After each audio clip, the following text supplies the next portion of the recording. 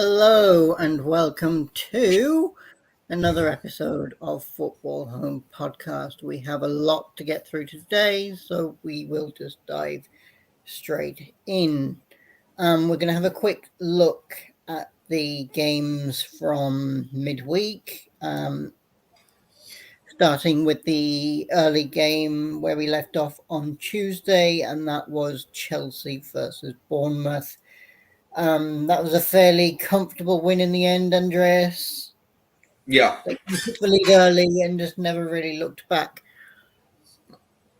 it was, and I think I was really impressed with it. I think we did a really good job, and you can always argue, should we have scored in the second half and should we have won with more?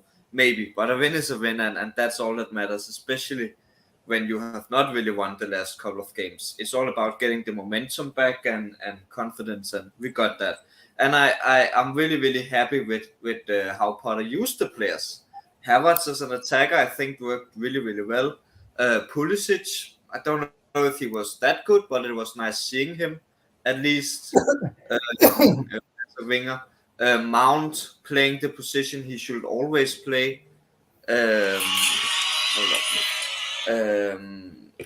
Cucurella on his right position. So I think just the entire team looked really solid and was used the way they should.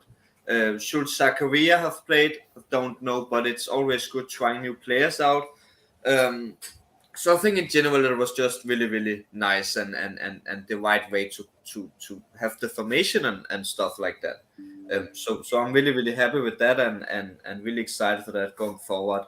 I don't really think there was any flaws. I'm worried about James being injured, of course. That is clearly a problem, but that's life, and I still think Azpilicueta is still a good player, and there's still other options. So in general, right now I'm just excited and really excited to see what players can come into this team. But in general, I think looking at it as Chelsea, I think we have the players. They've just not really performed for a long time. Yeah. And seeing them being played in the right position is definitely the right step. And that's with Mount and Pulisic finally playing. Havertz attacking, don't know if that's his position really, but it works. Cucurella, all these guys, it's just really, it's just nice seeing them finally being played the way they should, and they performed. So yeah, really excited right now, and hopefully it will continue. Do you think that the formation worked, that 4-3-3 or 4-2-3-1? Do you think that worked? Yeah, I think that worked. I think it worked really well. Again, like it's like there's always the part of having to understand that it's Bournemouth. It's not City that we are playing. Had we played City, it would maybe not have been the same situation. But looking at it with this match, I think it was a really good job, and I think the formation worked. Again, will it work against the bigger team? I need to see that first. But for right now, I think it worked. And I think in general, just playing the players, like it shouldn't even be a question. Like when you have a player like Mount that has been so good in the past, that's what made him a big star, was playing this attacking midfielder. It clearly that's how he should play. Same with Cucurella. That's what made him a star. So that is the way they should be played, and they finally did. So yeah, I think this formation worked really well.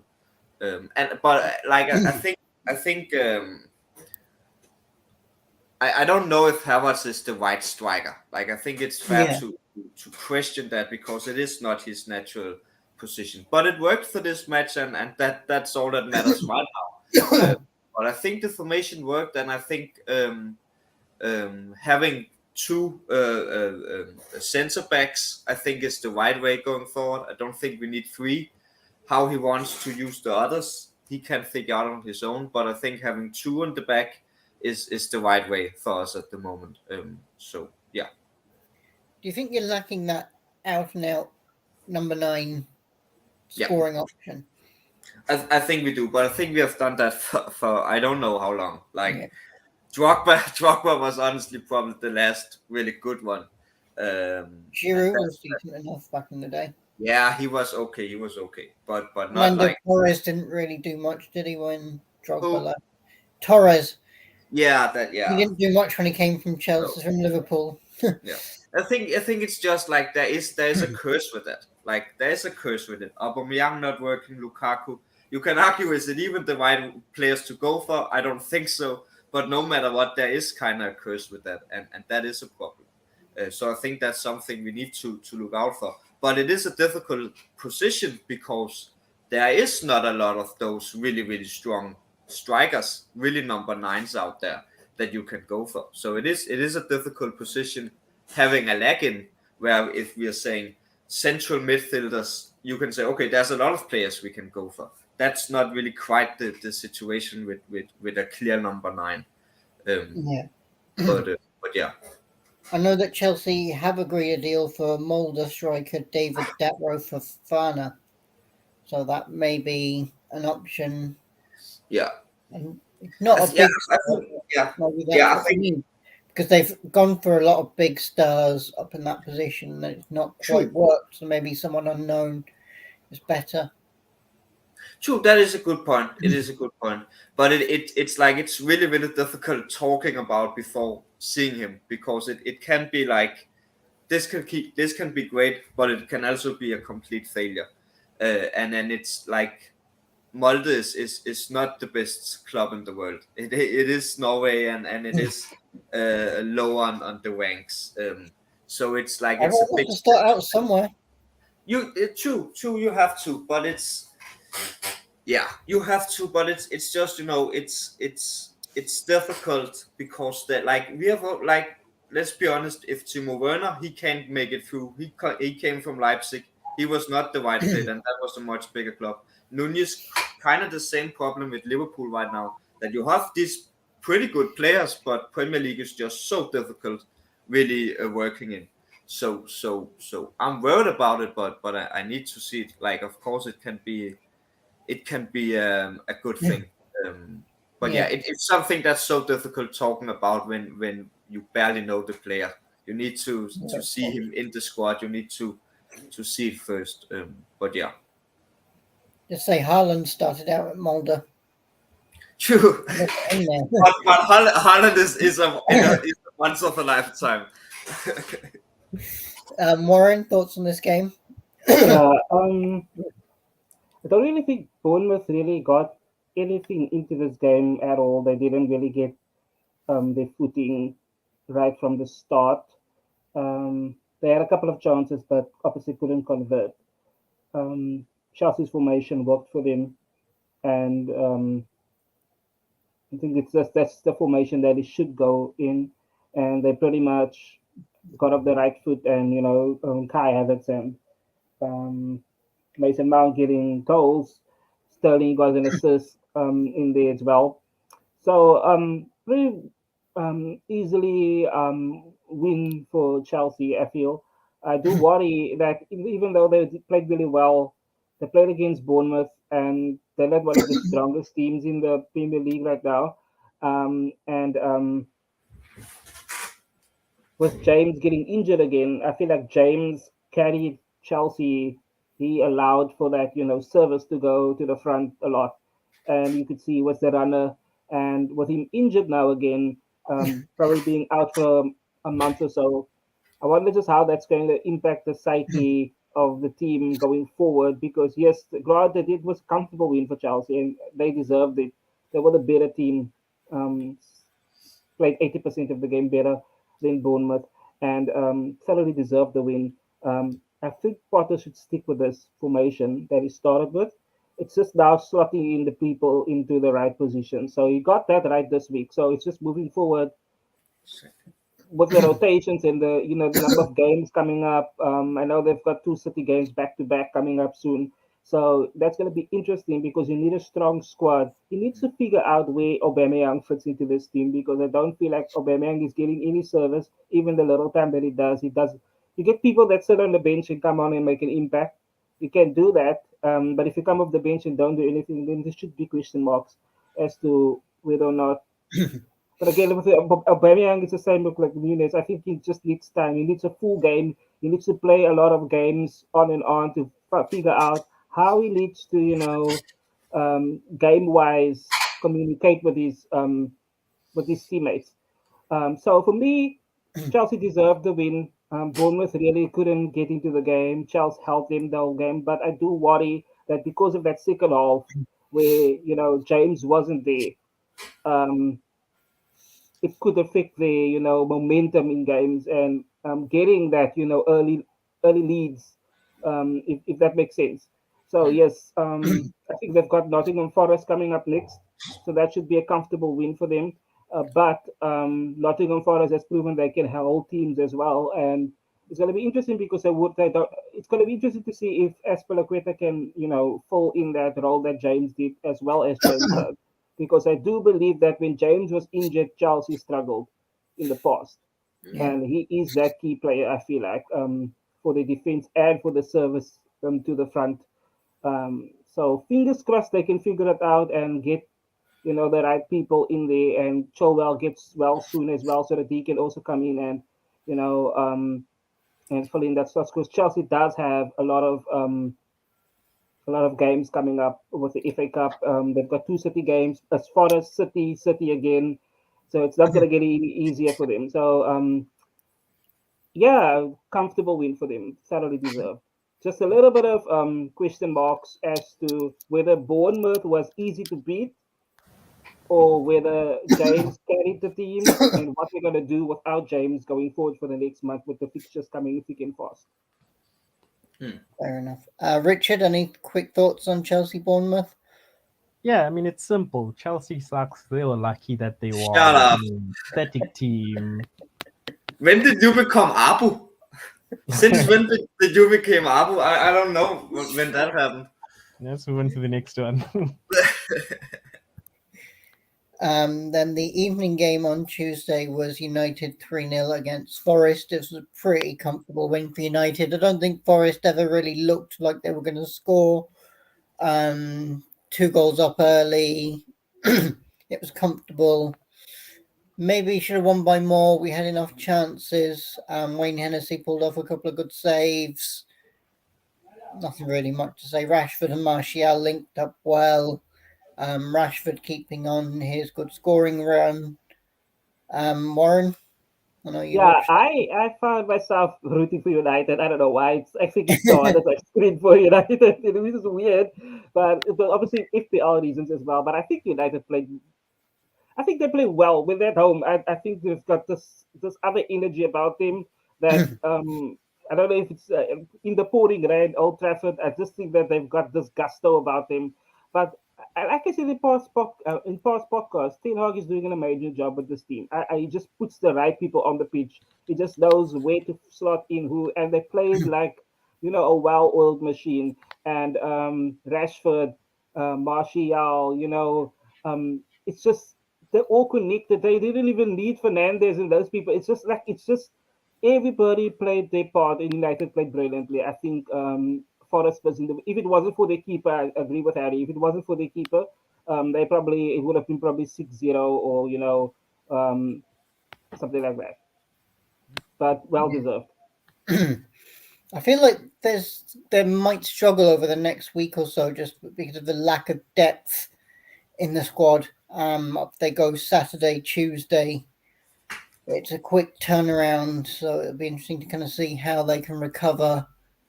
And I feel like, especially up front, they kind of lack depth, and that's going to be an issue in how they cope with that. Andreas, thoughts on the game? Yeah, I think United look really, really strong right now. I think there is some problems in defense, a little bit in offense as well. But I think in general they look really, really strong. And I think I already knew it, but when I really looked at the game and really thought about the midfield, it just clicked for me how awesome the midfield actually is. Eriksen, Casemiro, Fernandes, that's a good midfield. And I think that's the crazy thing is that all these players are pretty new in the team. Like Fernandes, he was not there 3 years ago. and Casemiro Eriksen, they joined this season. So it's pretty crazy how fast they have built this midfield, which is a huge part of United. And I think what's even more crazy is that I don't even think Eriksen or Fernandes, as you said, really did anything particular in the match. They were just there, but that's all you need when you have when the rest of the team is doing so well, and then you score 3 goals. So yeah, I think United work really well right now. I agree, Harry. There are some slight problems, but I think they can easily fix that in the window. And I think with Nottingham, like I expected United to win, but I was kind of surprised about how bad Nottingham was, because I had this feeling that like Nottingham has a pretty good squad, let's be honest, but Nottingham's main problem is that they just don't work together really well, because a lot of them are so new players to the team.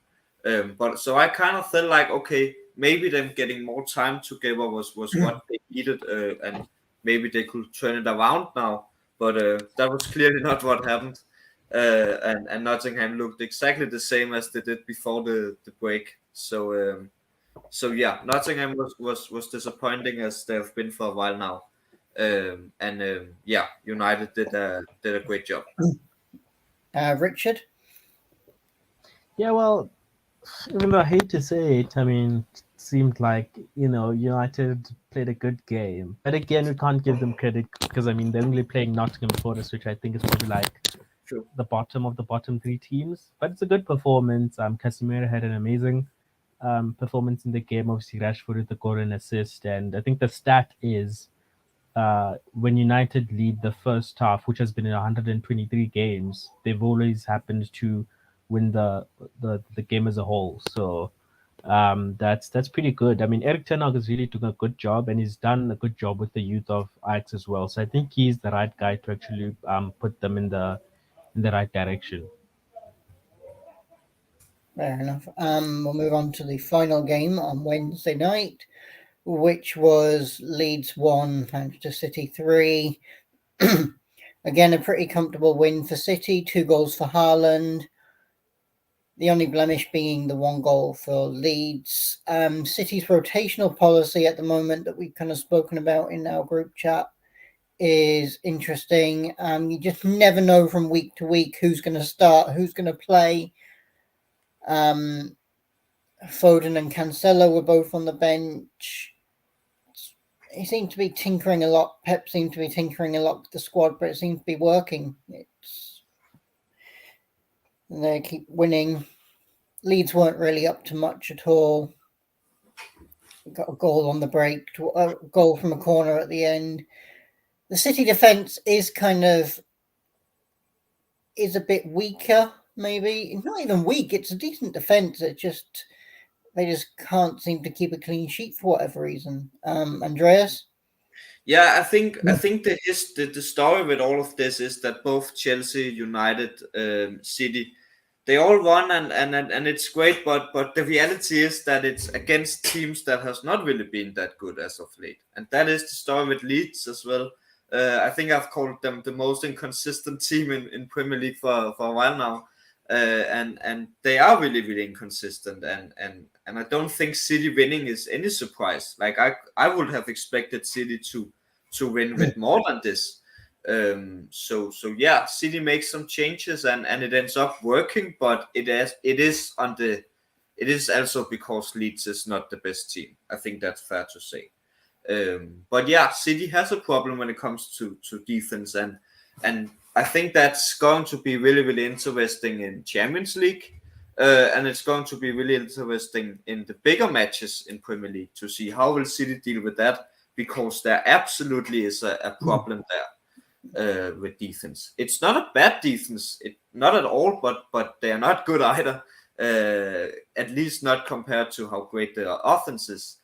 So there's a lack there, and I think that's something City really needs to look at. Like I think Pep has said that he don't want to sign any new players, or that's not possible or something.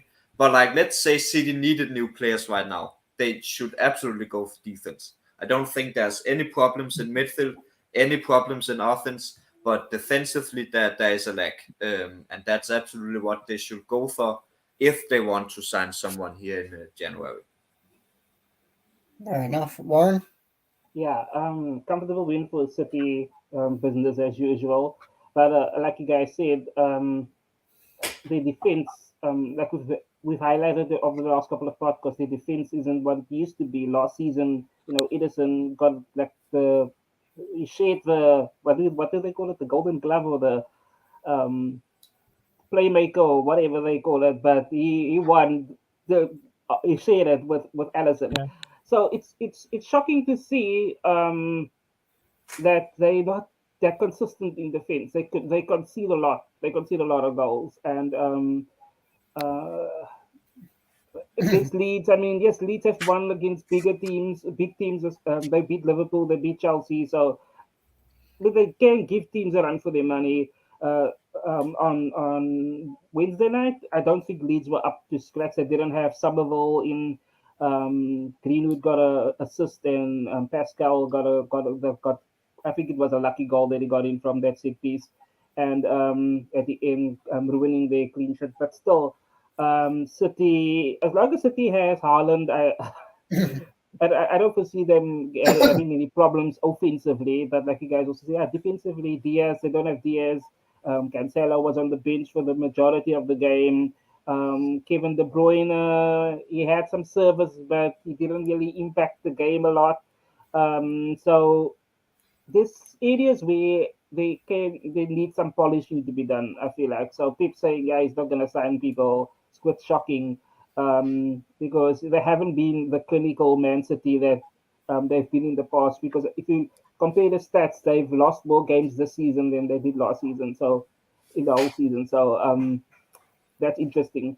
But yes, City keep on trucking on. They now 2 points behind Arsenal, but that top four is top four, top five, top six is a bit congested now. So with Tottenham losing and um, not losing, but only getting a point. So yeah, business as usual for City, and they face Everton next. So that should also be, bit of a cakewalk, unless Jordan Pickford is on it. And can keep City out, but I doubt it. So we'll see what happens. But good work for City and Haaland getting the praise. No surprise. FPL managers were smiling from ear to ear, and the rest is history, they say. Richard? Yeah, I think I have to disagree with Andreas in terms of that City need to invest in their defense. I mean, we need to look at who are actually the defenders that are playing for City at the moment. It's been Nathan Ake and I think Akanji as well. So I mean, they're not quite experienced, but usually the people that are up there is like John Stones and Ruben Diaz, who are quality, defenders, and then obviously in the fullback you have Kyle Walker and Zinchenko, or he's no longer there, but there's a new Kyle Walker. Kyle Walker, and then the left back is Cancelo, who's not here. Brilliant player, by the way. But I think that's mostly why the defense is probably lacking. And I mean, one of the things we talked about when they were still in the World Cup was that if you look at their front line, one of their best attackers is Alvarez, and I don't think he was even subbed in for this game or even played. He wasn't available. He's on the list.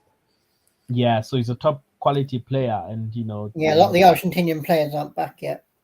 Yeah, so I think City is quite tight. They don't really need to go to the transfer market, but they just need to fix who is actually playing, given that people have played in competitions and that. But we'll see how they perform when Ruben Diaz is back and all of that. Well, we can agree that they need to like, if they had to sign some players, it would be defense and not attack, right? Yeah. Yeah, that's what I meant. That's what I said. I didn't say they should sign defenses. I said that if they should sign anyone, it's defense and not offense, because offense has no problems. I think it's just a case of Pep's choices of who he put in, because he had Cancelo there, he had Walker there. Walker was fiddling with the camera the whole game. I don't know what he was doing there, but but yeah, it was just weird because there's two strong players on the bench sitting there, and again, I mean, I don't know. Pep is a man of his own, and he rotates as he wants to. I will never figure it out. I think if you play FPL, just have Haaland in for City, and then you're good. You probably you're sailing through. But yeah, I will agree with Andreas. Defensively, if they're not gonna change anything, they need to at least make the right choices as to who they put in, because they had Stones, they had Walker, they had Cancelo. Laporte. Yeah. Fair enough. We'll quickly do a quick preview looking ahead to the weekend's games. Andreas, have all the fixtures scrolling across the bottom of the screen there? Anything that really stands out to you? Brighton Arsenal, I think, will be really interesting. Yeah, I think Brighton is. I think I said it last time that Brighton and Newcastle are the teams to really do something against top six. So that's going to be an interesting one. Arsenal is looking strong, but I think it's also like interesting to see Arsenal against these bigger teams, if you can say it like that. And Brighton has worked pretty well lately, so yeah, that's interesting. The other one I think is interesting is Spurs versus Villa. Not necessarily because of the clubs, but I think there's something really interesting in Unai Emery versus Conte. I don't know why, but I think that's going to be a really, really tactical manager match between those two. Of course, Spurs will be favorites, but Unai Emery can do a good job, and he beat United before the World Cup break. Yeah, with Villa. So yeah, I'm really interested to see those two. And Chelsea, of course, but that's not really an interesting match. That's just more biased. Warren, anything particularly stand out to you? Yes, I agree with Andreas with the Arsenal and Brighton game on Saturday, I think. That was that one and the one with Palace and Bournemouth was the two matches that I struggled with making a prediction for, because I was like, this could go either way. It could draw, it could go, they could be an upset by one of the teams. So those are the two that I'm interested. I'm going to keep my eye on to see how it plays out. I do think Arsenal has the edge, but Brighton, I think that they could just give Arsenal a run for their money. I think this could be a test for Arsenal on Saturday. Obviously, I'm excited for Liverpool tonight. They're playing tonight against Leicester. Madison is still injured, so that's going to be interesting. I also am excited for Brentford's game tonight against West Ham. So it's interesting fixtures. United versus Wolves. Yeah, so it's a weekend where I think anything can happen. But I think Richard and I were discussing it earlier that because of the plethora of goals that we had, 34 goals in the last game week, I don't foresee this game week there to be, a spectacle of goals again. I think there's going to be a bit of a plateau, just if you look at history. So that's my thoughts. Fair enough. Richard, anything you want to pick out there? The Liverpool and Leicester game, because potentially our new signing snubbed away from United, thank God, Cody Gakpo. He can't play tonight. He's not officially a Liverpool player until the 1st of January. Well, I think Klopp had made. He said he might be able to play against Brentford, but yeah, the window doesn't open officially until the 1st of January, so players until then. So he's not eligible to play until New Year's Day. So it'll be Brentford on Monday before he's eligible to play. Yeah. Look at Richard being sad now. Yeah. Harry, you can keep the fact about Cody Gakpo, and I'll keep him as a player. How about that? But look, I mean, I've been watching his highlights, and when I saw him, Klopp is a pretty tall guy, and so is Virgil van Dijk, and he's almost like their height or taller. And the things he can do, he almost dribbles the same as Salah, or I don't want to exaggerate here, but a little bit like the way Coutinho or Messi does. Like for someone of his height, I mean, he hasn't scored any header goals, but it's nice that we have tall forwards, given how Liverpool's sort of like play style is, where you get your crosses from Robo and you get your crosses from Trent, and you really need tall forwards like Nunez and Gakpo, when previously we didn't have them in Firmino, Salah, and Mane. So maybe that could be our new strategy in terms of playing different football. But I mean, that guy can cross, he can dribble in, he can come in from wide, cut in. Like literally, what can't he do? I mean, I'd love to see him play as a cam, but he can play as a left wing as well. So happy about that. But yeah, that's that's it. Fair enough. Yeah, look, I can't really say much else that hasn't been said. I think it'll be easy wins for City and Newcastle, and Chelsea. Liverpool Leicester will be interesting. I think it'll be interesting to see how Leicester respond to their loss against Newcastle, because they were poor. If Maddison is back, that'll be an added bonus. He's not back. Nope. No. I don't think he's ready for this game yet.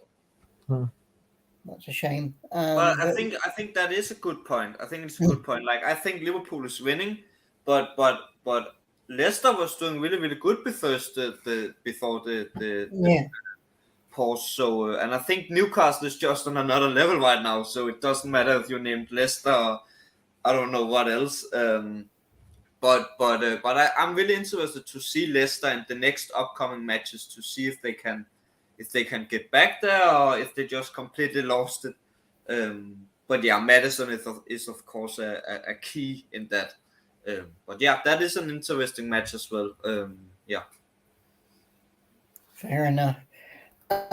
Just before we move on, I do want to quickly pay a quick tribute to Pele, who passed away yesterday. Pele was one of the greatest footballers of all time, and probably the godfather of modern football, really. I think he's the only player to ever win 3 World Cups or something. Yeah. He was truly one of a kind, and everyone argues who's the GOAT, Ronaldo or Messi. I mean, Pele and Maradona were the original rivalry before Ronaldo and Messi were even born, Yeah, he epitomizes everything good about Brazil football back in the 50s and 60s. He was just, I think a lot of players growing up in the 80s and 90s admired him. And he inspired a lot of people to play football, especially in Brazil. Yeah, a true legend passed away. Yeah.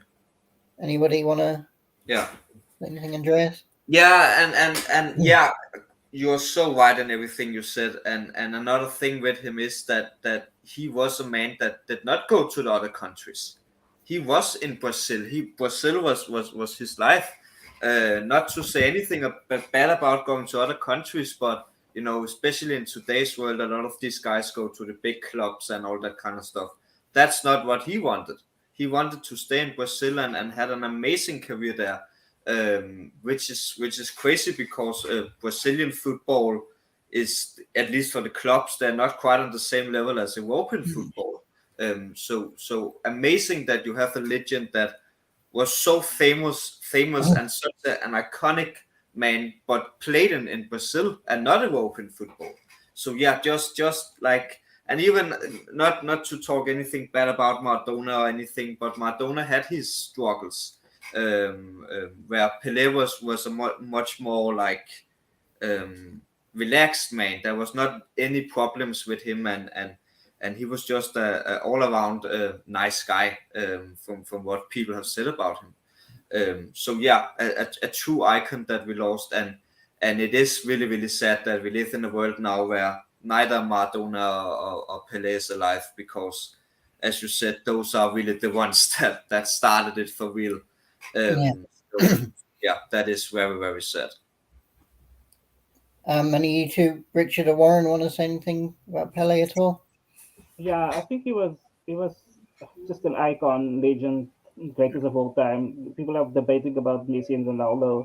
And I think Yeah. these two are small fry compared to what this guy did for the entire universe of football in general, internationally, domestically for his country and for the city that he played for, the local club that he played for, and even after his football career was done, what he has done for the association in the general and for the communities. And I don't think there's one single person, not even a person that even watch football on the regular that doesn't know Pele. If you don't know about Pele, and if you've been living under a rock, or you were just born. So the true king of football would be icon, legend that we lost, and it's a sad time. And yeah, it's just a big loss for the football world. Richard? Yeah. Who's Pele? I'm just kidding. Yeah, look. uh, yeah, I mean, I think it's nice as a person of color seeing someone that's more visibly a person of color doing well in football. I mean, now we have the likes of Mbappe, who's at the top level of football, and some smaller, younger players like Saka as well. So it's always nice seeing people of color sort of like do well in the sport as well. And like Warren had said, like he's done so much for the Football Association in general, in terms of charity work and all of that. So I mean, I'd also mention to you guys that there was a video that circulated, of him being ill, but he was able to watch the World Cup final, and seeing Messi sort of like hold the World Cup title as well. So um, you know at least geez, I don't want to make a joke, but even though he passed on, at least he saw that. I mean, I'd rather die after seeing that too because of the shock. But legend, legend, and rest in peace, Pele. Yeah, I think one of the greatest regrets, I think, of football wise is that never got to watch Pele play. That I was kind of after that generation growing up. Yeah. It's a shame. This is our last podcast of 2022, so we did want to do a quick review of 2022, and we have each picked out a moment or something that was big in 2022. We've all kind of picked out some of the major stories of 2022 that are worth mentioning and reviewing. I'll start with Abu's one since he's not here. He picked the Real Madrid comebacks in the Champions League earlier in the season. Yeah, not a bad one to be fair. It was big. A lot of us thought after the first legs, Real Madrid were down and out, but they kind of kept coming back. They never say die attitude. They just kept coming back and kept winning and went all the way to the final and even won. But they could so easily have been knocked out at different stages. Remarkable, really. Richard, any quick thoughts on that? Yeah, because it's Abu saying this. Exactly. Exactly. But look, special credit needs to be given to Real Madrid because I think a lot of people looked at Real Madrid's form in general against the competition in the league, well, in the Champions League, and then we were like, there's no way these guys are making it to the final, and then they go on to beat PSG in a comeback. Liverpool. No. They went on to beat PSG in a Oh, comeback, and then okay. they went on I to thought you beat meant the final. yeah, Okay. and then they went on to beat Chelsea when they tried to do a comeback, and then they tried to they beat PSG as well. So it was almost like the miracle that kept on giving, and then they unfortunately hate to sort of like bring it up, but they kind of beat us with one shot on target. By Kind the of, way, yeah.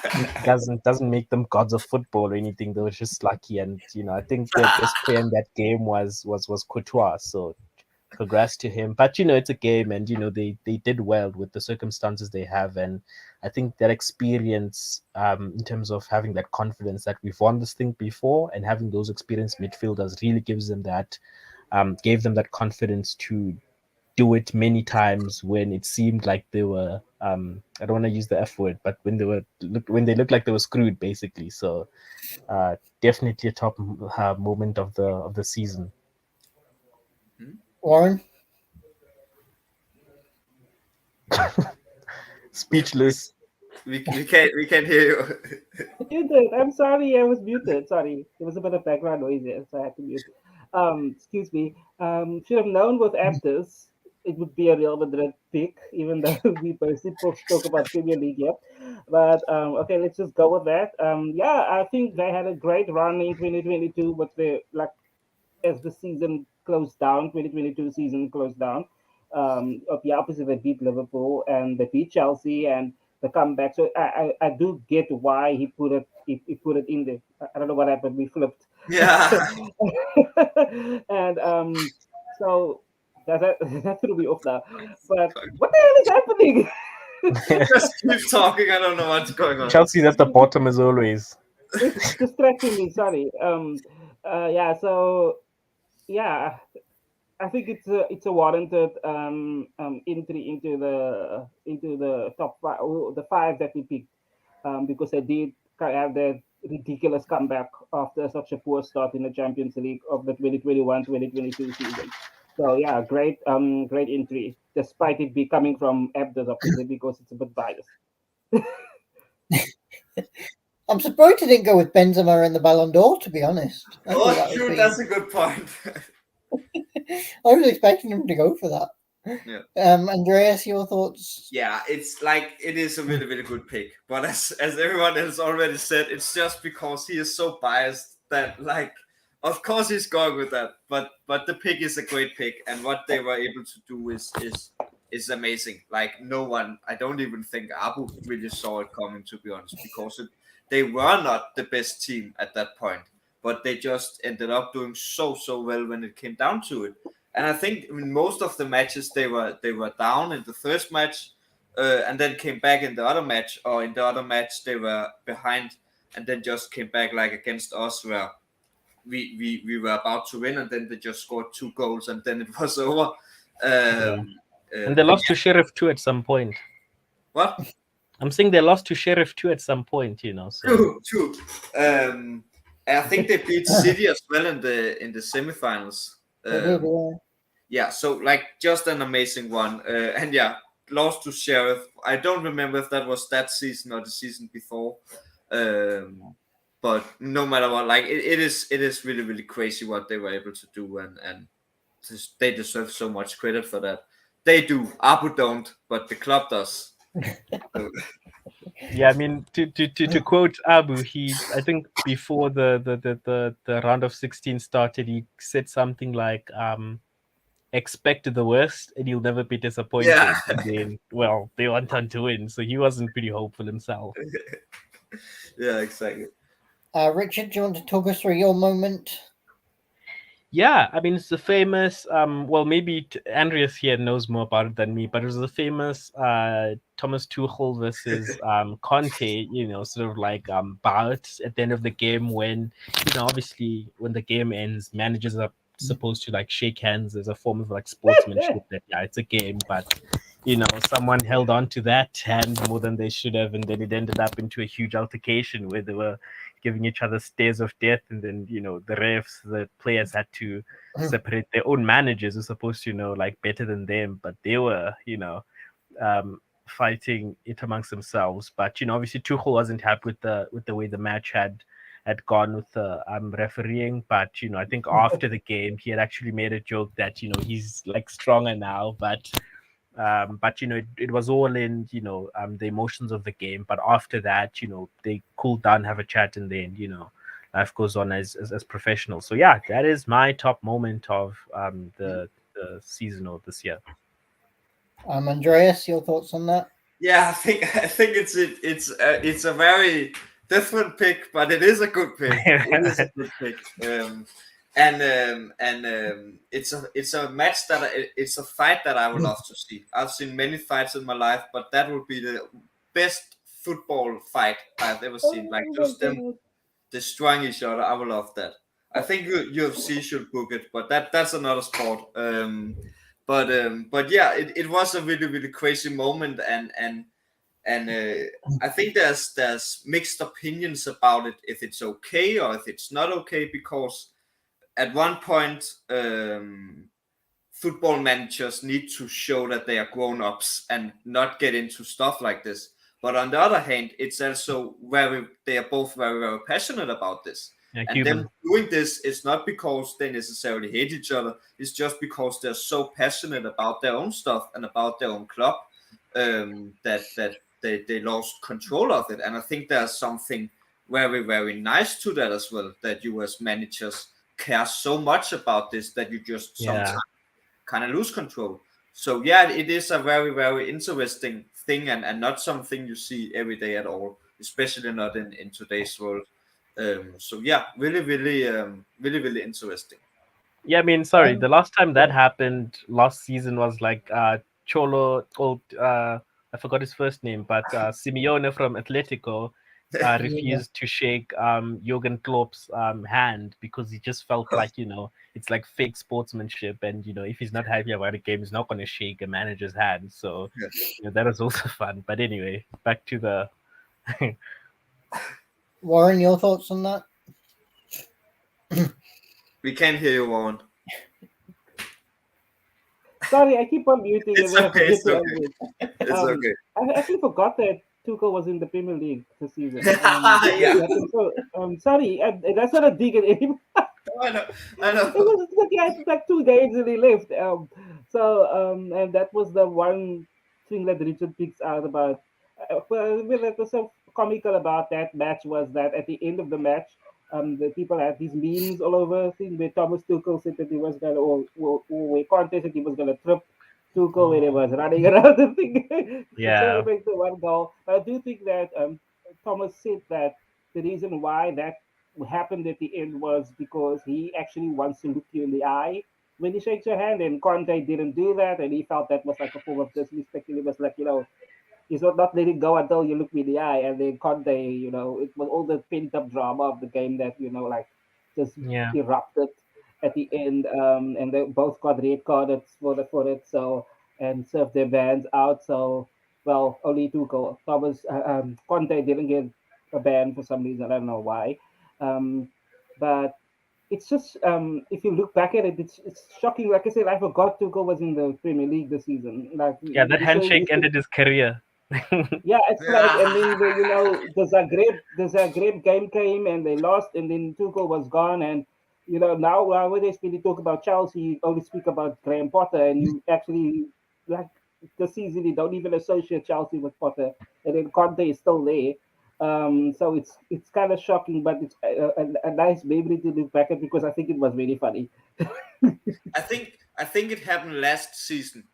No, but it is in the year of 2022. But I don't think it was this season, actually. I think it was before. No, it was the season. It was the one of the sure first about matches.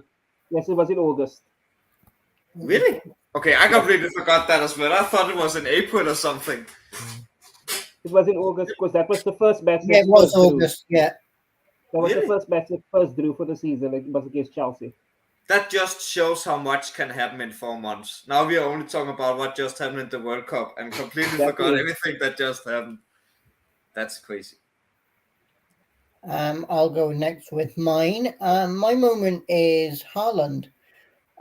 Back in the summer, Manchester City signed the Borussia Dortmund star. A lot of debate where he would go.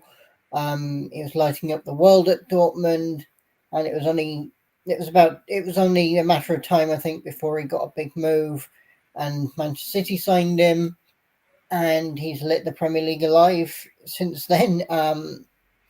He's had however many hat tricks this season already. He scored 2 the other night. He's got 20 goals already. I think he's already surpassed the Golden Boot tally of the last few seasons. I think he's the fastest player to 20 goals in the Premier League. He's 17 games. Sorry? Yeah, he did it in 17 games, and the person that's like second close to him is 25. And he's just really set the Premier League alight. Usually it takes players a while to kind of settle into life in the Premier League, but it took him no time at all. And I think the only question now is how many he'll score and how many records he'll break. I think he's one of the best strikers the Premier League has ever seen. I think he'll probably end up breaking the all-time record of goals if he stays, and yeah, he's really a star. Richard, your thoughts? Yeah, I mean, I hadn't started watching the Premier League then, but sorry about that. Didn't Salah score like 44 goals, or was it 44 goals and assists? His first season at Liverpool. Warren, you should know. Well, I can't remember that far back. He don't have the record. I know that. He don't have the record for first season. Oh, but he Don't scored. remember who it is, but I know it's not Salah. Oh, sad. But I mean, he's a beast. He's performed so well this season, and he has broken so many records in such a short amount of time, and it's not even the end of the season yet. So, and he has had times when he wasn't playing because of an injury or something like that. Why can't you guys stop laughing? But just keep talking. Ignore me. But I hope he doesn't. I mean, I know Warren will take this weirdly, but I kind of wish that he gets injured or something, so he doesn't like break Salah's record or something. But it's a bit dark. But in sportsmanship, like if he does it, then props to him. Apparently, he's got more goals than his father's whole career. So that's something to either be happy or sad about. Andreas, your thoughts? Yeah. It's funny Richard says that about the father, because I just remember when he got to City, everyone was just like, "Oh, let's see if he can do as good as his dad." And the dad was was there watching it and all this kind of stuff. And Holland beat his record in the first match Holland had in the club. So there was not really any discussion about Holland being better than his father. It was just funny how they made it seem like this huge Big thing. deal. Could he be as great as his dad? He already was. But yeah, Holland is very interesting, and I remember it was on the TV a few days ago where they talked about if he could become the most scoring in one season. I think that's on 55 goals a season. I think that's the record. And he's already around there soon. The record for hat tricks is 6. 6 hat tricks in a whole season, and he is on 4 now, I believe. So close to that as well. So we are only halfway through. It's really, really crazy. We are really talking about something historic right here. It's really, really crazy that he already is so far up in all those records. I think the record for most goals in a match is 6 goals in one match. I don't think he will defeat that one, but basically every other record for a season, I think he will beat. I can see him scoring 7 hat tricks in a season. I can see him beating 35 goals in a season. So all of this, I just can really see him do that, and it is crazy. Just him beating one of those records will be insane. Imagine if he beats all of them in the same season. So yeah, just a really, really, really crazy story with him. Yeah. Warren? Yeah, I'm not going to really spend a lot of time discussing Haaland because we discuss him in the podcast. So we can't go without a Man City match without mentioning, even when he's injured, we talk about Haaland. So it's like Haaland, everybody's drinking the Haaland Kool-Aid. I don't think he's human. I honestly don't think that's a human being on the field. That's a robot that looks like a human, and he's been cloned. And it's just it's just shocking that Norway is not doing well internationally because they've got this beast. That's the only thing that I have a question mark around him. But other than that, he's a piece of Pep should wrap him up, put him in a little box, and pack some cotton wool there and make sure nothing happens to him because he is going to be the difference maker for them for this whole for as long as he's there. And they better hope and pray that nobody else comes along and snatches him up because with a good price. Because but I do believe he's happy at City. I don't think just watching him in his interviews, I think he's happy with where he is. The only thing that annoyed me at the beginning with Haaland was every time he played that to the dad, they had to show the dad, and like I mean, just no. The Yeah. dad is like ancient. Just leave him where he was. Focus don't on the even guy know him. that's there. It was. They don't do it a lot anymore, but I did it in the Leeds game as well. And they showed the dad there in the thing. I was like, just leave that. Like, we focus on the current player. He's a star. There's no way around it. As a Liverpool supporter, it pains me to say it, but City struggle with him. Andreas, do you want to talk us through your moment? Yeah, so my moment is Argentina's whole run in the World Cup, and it for me it was just something really really special. And I know Warren is already dabbing. Not that Argentina. I've heard it a million times already, but it is my pick. I think it was for me it was really really really amazing, and it's crazy because like I have no relation to Argentina whatsoever. Never been there, anything at all. But I don't know what happened to my mind. I was just like, I think they are winning before it all started. Then it started. They had that terrible match. Everyone was ruling them out, and then they just kept building on. But the crazy thing is that it was never perfect. Like there was nothing perfect about how they played in any of the matches. Like the Netherlands match, where it was like they had full control, then completely lost it.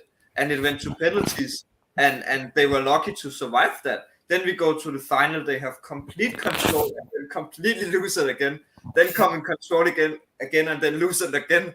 And then again is lucky to win in penalties. So there's just nothing perfect about it. And I think that's a part of what makes it perfect for me, that it never was perfect. They were lucky, and it was the God at the hand of God and all this kind of stuff. With Maradona and the Argentinians saying that he's in heaven and pulling some strings. There was just so much to gain for them and so much at risk here. And with Messi's last World Cup, there was just so much meaning to this. And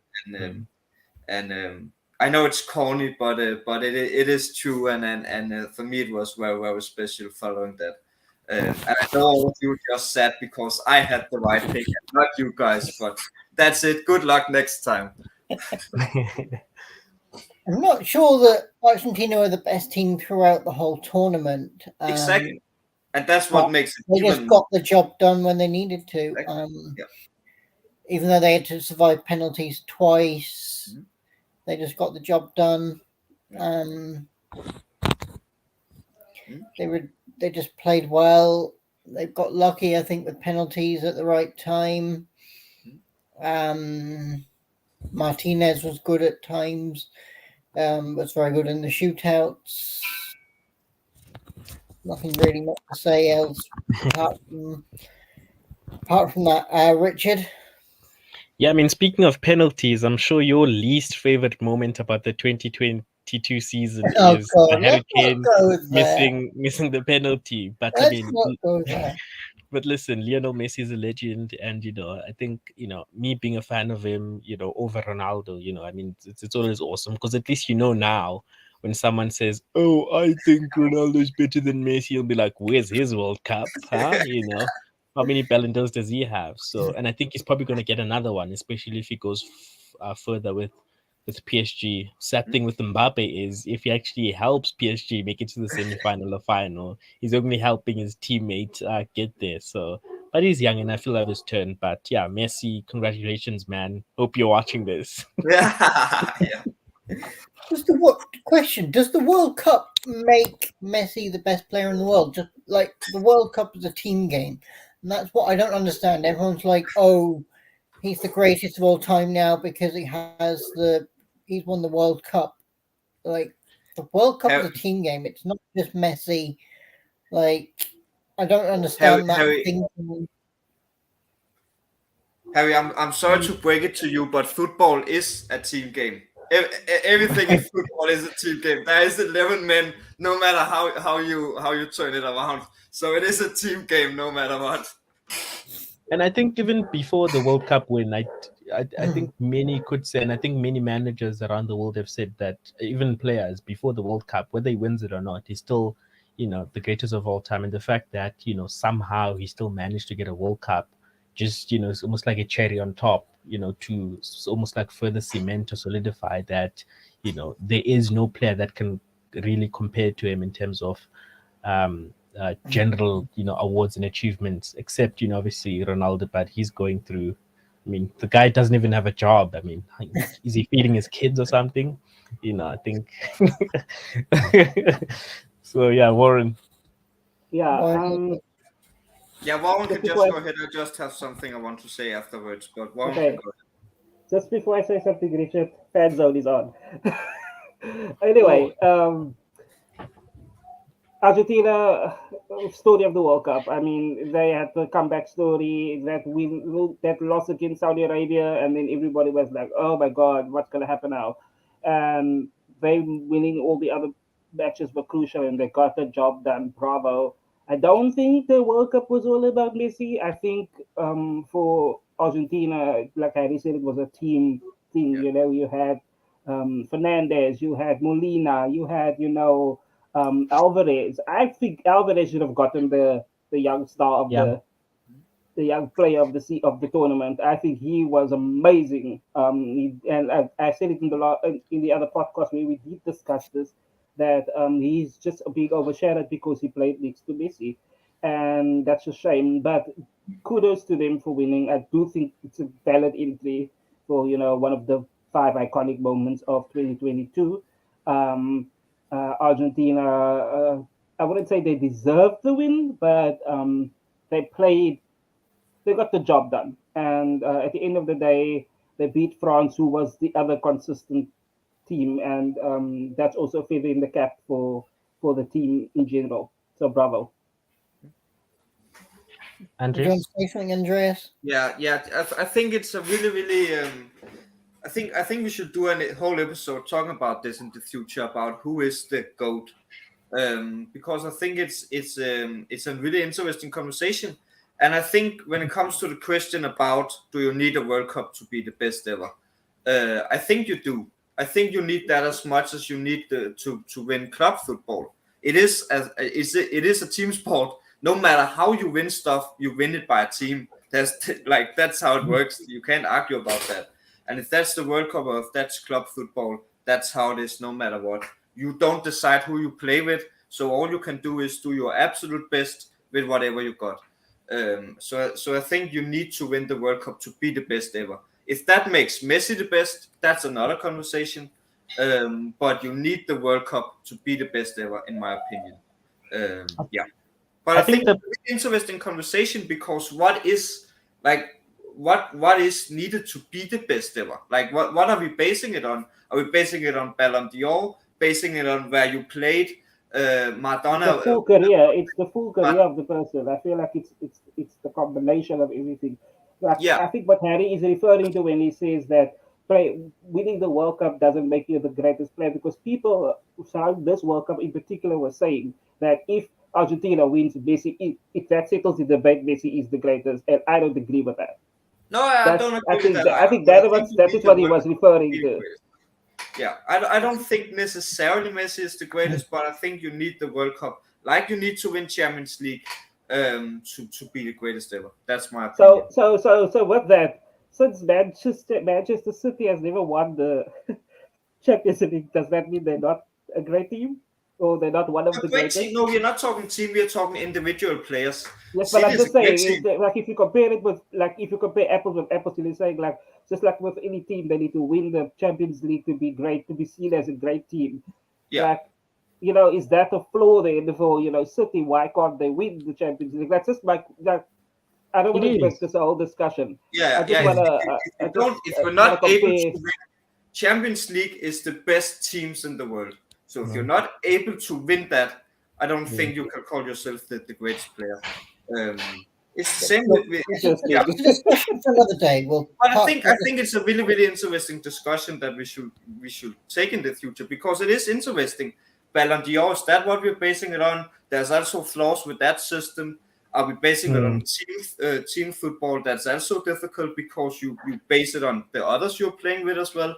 It's clearly that some players have it easier because they're playing with better players. So I think it's a very interesting debate that I think we should take in the future for sure. Yeah, after game week 19, there's a break in the Premier League for a week. Maybe we can slot it into that podcast. Absolutely. We'll come to Warren now for your moment of the year. Oh, I can't remember what Ronaldo.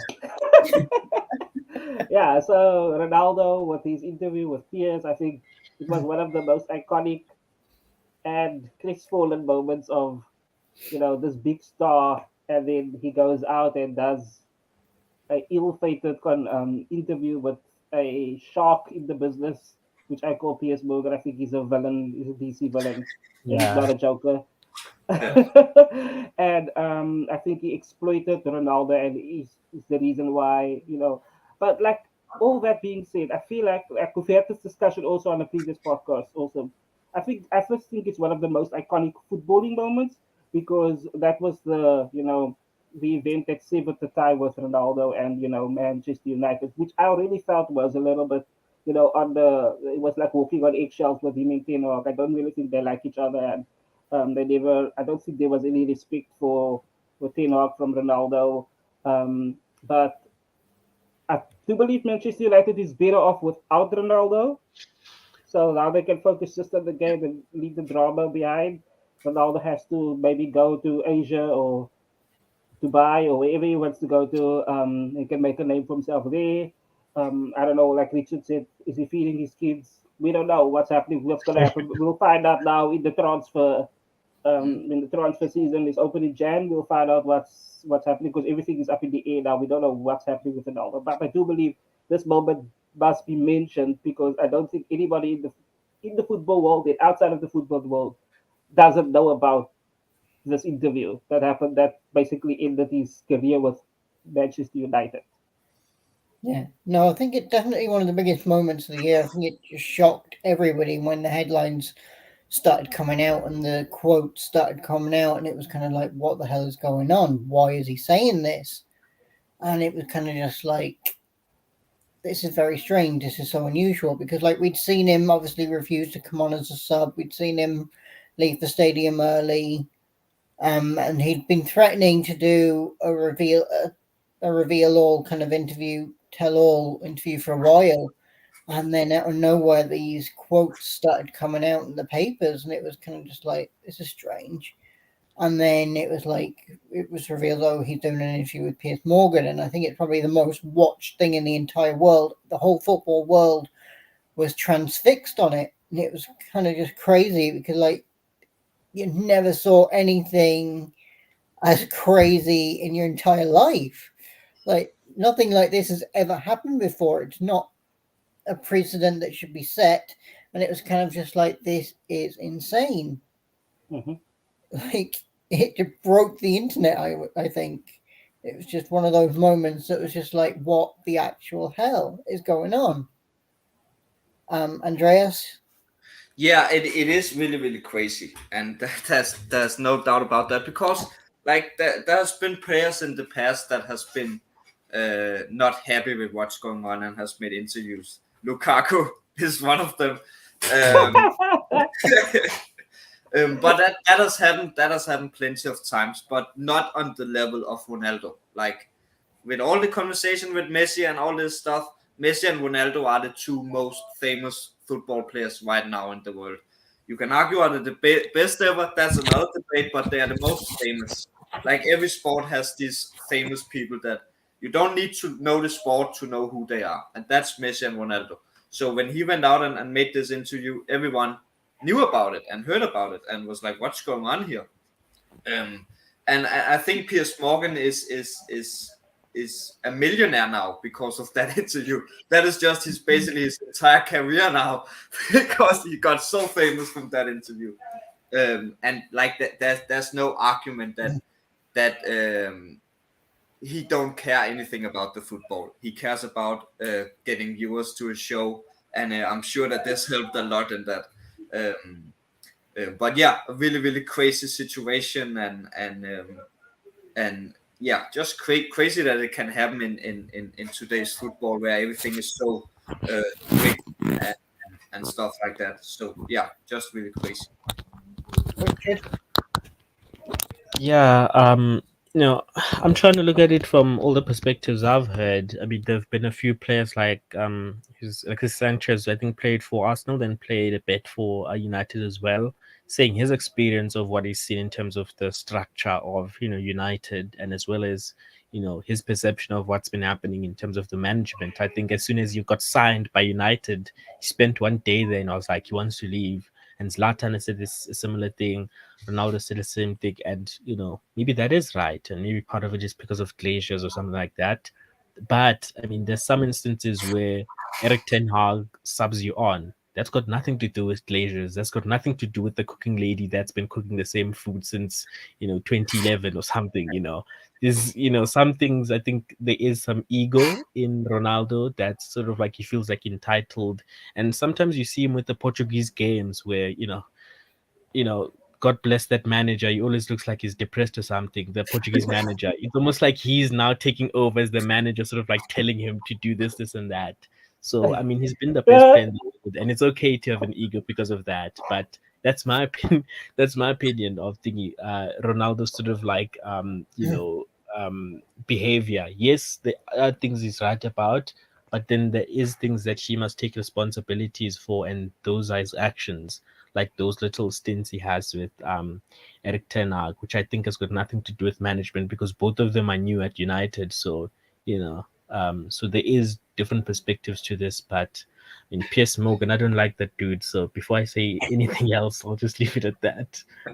Yeah, no, I kind of agree with what you're saying. I think there was some of what Ronaldo was saying is true. There are issues with the Glazers and the structure of the club. But at the same time, going on TV and talking about it while you're still contracted to the club, not okay. But that is it from us today. As we said, this is the last podcast of the year. So thank you everybody for all your support in 2022. We're eternally grateful for it. And we will see you all again in 2023 in the new year. Stay safe over the new year. And we will talk to you soon. Happy New Year, everybody. And we will see you in 2020.